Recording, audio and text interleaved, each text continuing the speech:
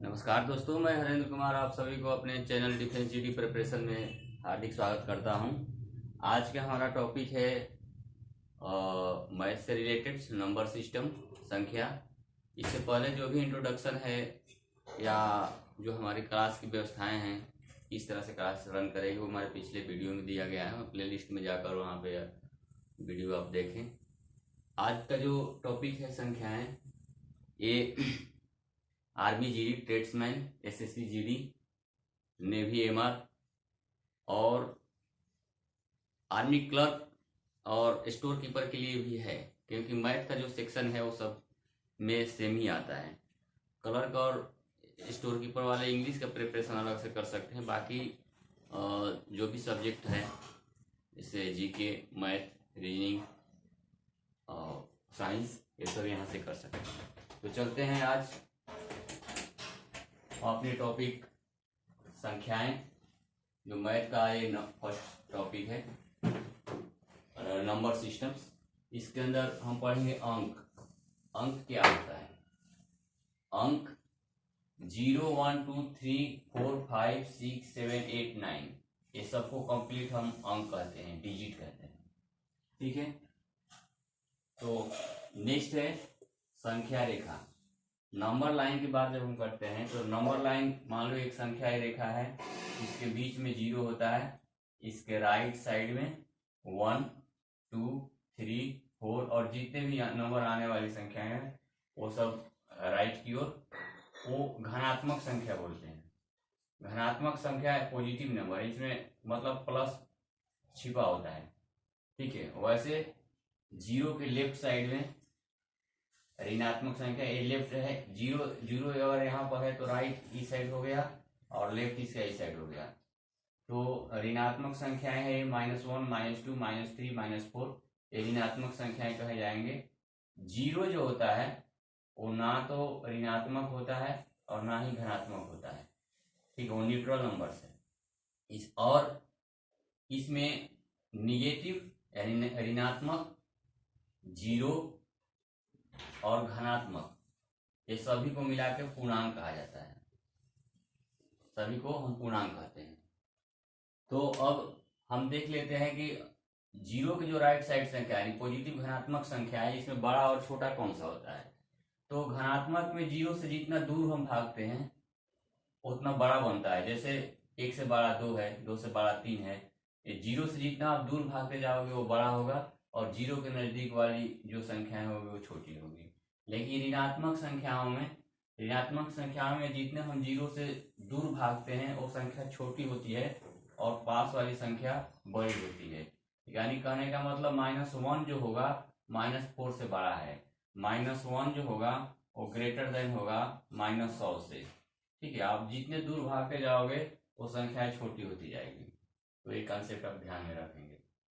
अब अंक हो गया, संख्या हो गया। और परकित संख्या देखो, परकित संख्या जिसे हम नेचुरल नंबर इंग्लिश में बोलते हैं, वो 1, 2, 3, 4, 5, 6 और जितनी भी आगे संख्याएं हैं जो काउंटिंग नंबर है वो परकित संख्या कहलाती है, परकित संख्या। और इसके बाद पूर्ण संख्या।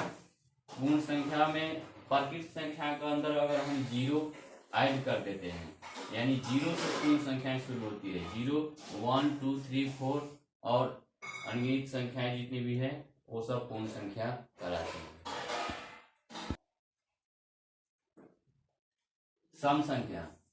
सम संख्या वैसी संख्या है जो 2 से विभाजित होती है, 2 से कंप्लीटली विभाजित है, इसमें शेष जो है रिमाइंडर वो 0 बचता हो। जैसे 2, 4, 6, 8, 20, 50, 100, इसमें शेष नहीं बचता है। वैसी संख्या है जो है 2 से विभाजित होती है। ठीक है, विषम संख्या जो 2 से विभाजित ना हो, यानी जिसमें शेष 1 बचता हो। ठीक है, जैसे 3 में हम 2 से डिवाइड करेंगे तो 1 बचेगा, 4 में 2 से डिवाइड 5 में 2 से डिवाइड करोगे तो 1 बचेगा। इस तरह 7, 9, 11, 21, 51, यानी ऐसी संख्याएं जो है जो 2 से विभाजित ना हो वो है विषम संख्या। अभाज्य संख्या। अभाज्य संख्या वैसी संख्याएं हैं जो केवल एक और अपने से विभाजित हो, यानी जो केवल संख्याएं 1 से विभाजित हो और खुद से विभाजित हो। जैसे इस तरह से 2, 3, 5, 7, 11, 13, 19, 23, 29 इस तरह की संख्याएं जो है अभाज्य संख्या कहलाती है। इसमें अगर क्वेश्चन पूछता है कि सबसे छोटी अभाज्य संख्या कौन है, तो 2 है। 2 है। 1 को हम क्यों नहीं लिया? 1 कम से कम 2 से विभाजित विभाजित होना चाहिए, 1 और खुद से, यानी 1 को करोगे तो 1 ही से विभाजित होगा ना, तो इसलिए 1 को नहीं रखा गया है। इसमें सबसे छोटी जो है अभाज्य संख्याएं हैं 2 है। उस तरह से भाज्य संख्या जो 1 खुद से और अन्य से भी, दूसरों से भी विभाजित हो, जैसे 4 से विभाजित हो, 1 से विभाजित होगा, 2 से विभाजित होगा और 4 से विभाजित होगा। 6 1 से विभाजित होगा, 2 से विभाजित होगा, 3 से विभाजित होगा और 6 से विभाजित होगा। इस तरह की ये संख्याएं जो है वो भाज्य संख्या कहलाती है। यौगिक संख्याएं, कंपोजिट नंबर्स, इसको भाज्य संख्या के बराबर ही समझा जा सकता है। उसमें सेम वही है, 1 से, खुद से और अन्य से विभाजित हो तो वो संख्याएं जो है यौगिक संख्या कहलाएगी। जैसे 4 को लेते हैं तो 4 1 से विभाजित है, 2 से विभाजित है और खुद 4 से विभाजित है। ठीक है। 6 लेते हैं तो 1 से विभाजित है, 2 से विभाजित है, 3 से विभाजित है और खुद 6 से विभाजित है। इस तरह की संख्या जैसे 8, 9 और भी जो संख्या है वो कंपोजिट नंबर भी कहा जाएगा, यानी यौगिक संख्याएं कही जाएंगी। अभाज्य युग्म, अब अभाज्य युग्म जो पेयर होता है, तो 2 लगातार जो अभाज्य संख्याएं होती है उनके पेयर्स को हम, उनके जोड़ा को, युग्म मतलब जोड़ा, पेयर्स, तो वैसी अभाज्य संख्याएं जो लगातार हो, जैसे 2, 3 अभाज्य संख्याएं, इनके पेयर को अभाज्य युग्म कहा जाएगा। 3, 5, 5, 7, 11, 13, 17, 19, वैसे 29, 31 इस तरह की संख्याएं जो है वो अभाज्य युग्म कहा जाएगा। अभी सह अभाज्य युग्म, इस कॉन्सेप्ट को हम समझते हैं।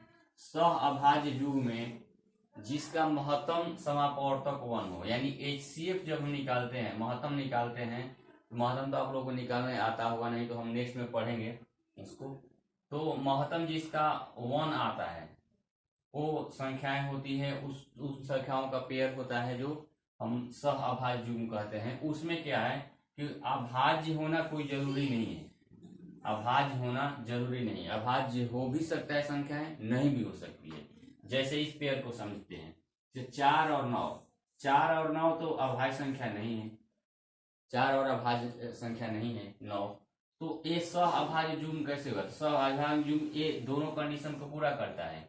HCF इसका 1 है, यानी 4 और 9 का अब जब महत्तम आप निकालने लगोगे, महत्तम जनरली हम बता देते हैं, जैसे 4 का महत्तम निकालना है तो 4 को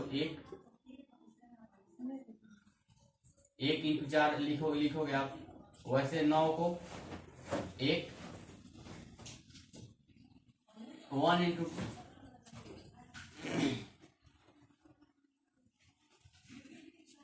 4 का हम गुणनखंड अगर निकालेंगे तो 1 into 2 लिख सकते हैं हम।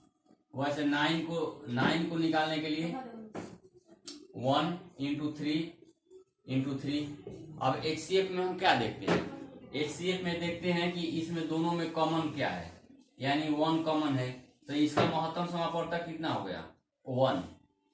तो एक फर्स्ट कंडीशन को पूरा कर रहा है जिसका महत्तम समापवर्तक 1 हो, और दूसरा है कि अभाज्य होना जरूरी नहीं, ये संख्याएं अभाज्य हो भी सकती है, नहीं भी हो सकती है। तो 4 और 9 यहाँ पे अभाज्य नहीं है, तो इसलिए 4 और 9 का जो पेयर है सह-अभाज्य युग्म कहा जाएगा।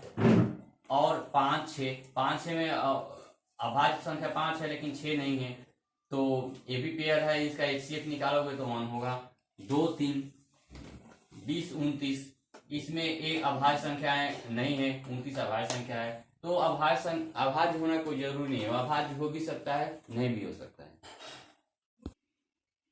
अब हम चलते हैं नेक्स्ट नंबर जो है परिमेय संख्या। परिमेय संख्या जो P/Q के रूप में लिखा जा सकता है, P/Q के फॉर्म में लिखा जाए, यानी P ऊपर क्या बोलते हैं? अंश बटा हर, ऊपर वालों को अंश बोलते हैं, नीचे वालों को हर बोलते हैं। अंश बटा हर के रूप में जो लिखा जाता है, भिन्न के रूप में लिखा जाता है, जहां पे Q जो है वो 0 के बराबर ना हो, ये ध्यान रखना है कि क्यू जीरो नहीं होना चाहिए। जैसे 1/0 को आप ये परिमेय संख्या नहीं बोल सकते हो, और 1/0 कहीं जीरो नहीं होता, ये इन्फिनिट होता है। 1/0 को इन्फिनिट लिखते हैं, और 0/1 जो होता है उसका रिजल्ट जीरो होता है। ठीक है, वैसे इसमें p/q के रूप में आप निगेटिव और पॉजिटिव दोनों भिन्न को भी लिख सकते हो आप। तो -1/2 -3/7, दो को क्यों हम 2/1 भी तो लिख सकते हैं, दो को, इसलिए जो एकम केवल दो भी है वो आपका परिमेय संख्या आएगा। 3/5 4/7 इस तरह की संख्या जो है वो परिमेय संख्या कहलाएगी। अपरिमेय संख्या जो है वो p/q के रूप में ना लिखा जाए, p/q के फॉर्म में जो ना लिखा जाए, यानी जिसका कंप्लीट जैसे आप √2 को अगर वर्गमूल निकालते हो तो 1.414 इस तरह आता है, वो आप कंप्लीट नहीं लिख सकते हो। √3 1.732 √5 इस तरह के √6 √7 रूट में आने वाली संख्याएं ये अपरिमेय संख्या है। अच्छा, वास्तविक संख्या समझिए। वास्तविक संख्या है जिसका वर्ग ऋणात्मक न हो। इसका कहने का मतलब हम यहाँ से थोड़ा डिलीट करते हैं, मिटाते हैं इसको।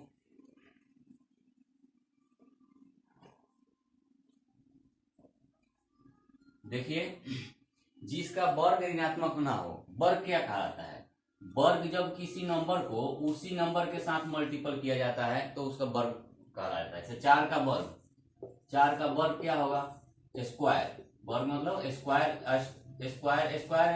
रूट इस चैप्टर भी है, उसमें भी हम बताएंगे। तो 4 का वर्ग हमें निकालना है, तो 4 × 4 16। जब किसी नंबर को उसी नंबर के साथ मल्टीप्लाई किया जाता है तो उसका वर्ग कहलाता है। तो वही बोल रहा है कि जिसका वर्ग ऋणात्मक ना हो। जैसे 3/4 एग्जाम्पल में लिया है, 3/4 को अगर वर्ग आप करते हो, वर्ग इस तरह से इंडिकेट होता है। 3/4 स्क्वायर अगर करते हो तो 3 × 3/4 × 4 यानी 9/16। ये ऋणात्मक संख्या नहीं है, उस तरह से ऋणात्मक और धनात्मक हमने पढ़ाया था, आप उसको देखिए। ठीक है, उस तरह से और यहाँ पे 2 है, 2 का स्क्वायर करोगे तो ये भी 4 होगा, ऋणात्मक संख्या नहीं होगी। √3 का स्क्वायर करते हैं तो √3 × √3, जब रूट को मल्टीप्लाई करते हैं तो रूट हट जाता है, यानी वो खुद नंबर हो जाती है, यानी 3। √3 को √3 मल्टीप्लाई करोगे तो क्या हो जाएगा? 3। तो 3 क्या है? ऋणात्मक संख्या नहीं है। वैसे √7, तो √7 का स्क्वायर करोगे तो क्या हो जाएगा? √7 × √7 यानी 7। तो इस तरह से ये संख्याएं जो है वो वास्तविक संख्याएं कही जाएगी। अच्छा, काल्पनिक संख्या जिसका वर्ग ऋणात्मक संख्या हो। सेम जैसे -√5 का स्क्वायर रूट, -√7 का स्क्वायर रूट, -11 का स्क्वायर रूट, इसको हमें स्क्वायर अगर निकालोगे -5 अंडर रूट का हम अगर वर्ग निकालते हैं तो ये क्या हो जाएगा? -√5 × -√5 के स्क्वायर रूट, यानी रूट हट जाएगा तो क्या हो जाएगा? -5। ये क्या हो गया? एक ऋणात्मक संख्या हो गई, वैसे आप √7 अंडर रूट -7 करो तो ये हो जाएगा आपका √7 × √7 हो जाएगा -7। तो इस तरह की संख्याएं ऋणात्मक संख्या है, जिसका वर्ग ऋणात्मक संख्या हो वो काल्पनिक संख्या कहलाती है। तो संख्या का जो चैप्टर्स है, आज का पार्ट 1 आपका यहीं पे समाप्त होता है, और नेक्स्ट इसके एडिशन में जब आगे चैप्टर्स आएंगे पार्ट 2 पार्ट 3 में जाएंगे। तो अब मैं ये बता दूं कि ये सबका बेस है। आप जैसे आर्मी, जीडी, ट्रेड्समैन या एसएससी जीडी वगैरह पढ़ोगे, एमआर पढ़ोगे, सबका बेस चैप्टर्स है, ये सब बेस कॉन्सेप्ट है। जब हम वो आगे कराएंगे तो उससे केवल हम क्वेश्चन पेपर को कराएंगे, प्रीवियस ईयर के क्वेश्चन पेपर कराएंगे। तो आप लोग यहाँ पे ध्यान रखना, और जब ये स्क्रीन क्लियर हो तो उस समय आप पॉज करके पूरे नोट करना। ठीक है, तो बस मैं यहीं से विदा लेता हूँ। आपको वीडियो अगर ठीक लगता है तो लाइक करें, शेयर करें एंड सब्सक्राइब करें। जय हिंद।